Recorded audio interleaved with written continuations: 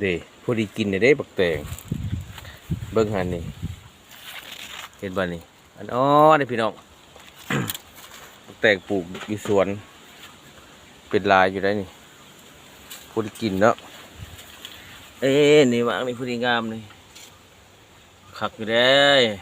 ปลูกพอบริสุทธิ์เพิ่นพอไปลงตลาดนะมากนี่ก็งามนี่ลายอยู่ได้นี่พอดีกินอยู่ได้ปลูกไว้อยู่ในสวนเฮานี่ละพอดีแยงบักเพชรกำลังป่งนี่กำลังเป็นหมากเป็นดอกพอดีกินหอมป้อมกับพอดีงามผักสลัดนี่ก็พอดีกินนะบักเลนบักเขือเลนเขือเลนน้อยพอดีใส่แกงใส่ตำคักบัดนี้ผมเห็นเป็นหมากพี่น้องบักแตงกิ่งนี่นะบักแตงกิ่งบักแตงพุ่มนี่นะ6 บาทผมเห็นเป็นหมากมีแต่เครือกับใบพี่น้องนะชิโดกถิ่มบัดชิได้ย่อยตัวนี้กับบักถั่วเฮาบักถั่วยาวพี่น้องกำลัง เป็นดอกกระจอหมากน้อยหมกโม่นี่ก็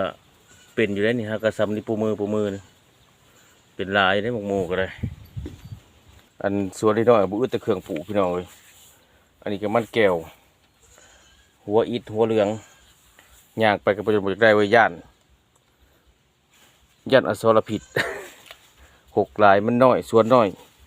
อีกยังก็จุ่มใส่ปลูกแรกก็เป็นตาสะอ่อนครบเบิดทุกอย่างในสวนน้อยตัวนี้นี่แหละอยู่หัวอยู่สวนพอมีความสุขพอได้อยู่ น้ำดุกนู